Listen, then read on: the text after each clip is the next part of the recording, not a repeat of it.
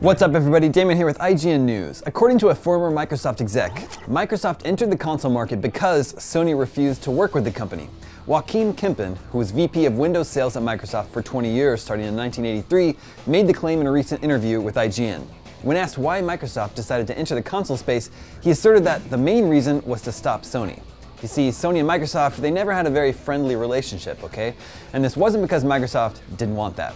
Sony did license Windows for its PCs, but Kempen says the two companies were never friends. But Microsoft wanted to cooperate because Sony was, in part, an entertainment business, an area outside of Microsoft's expertise.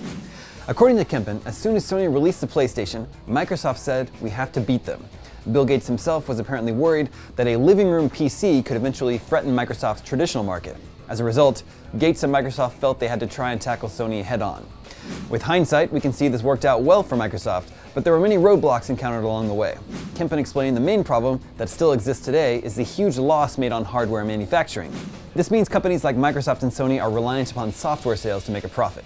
Having witnessed Sony experience this issue at the time, Kempen went out in pursuit of a PC manufacturer willing to take on the burden of making the Xbox in an effort to spare Microsoft the financial apocalypse that accompanied it, but was unsuccessful. He recounts, "I went out to several PC manufacturers and tried to beg them to do the Xbox thing and keep the device manufacturing out of Microsoft.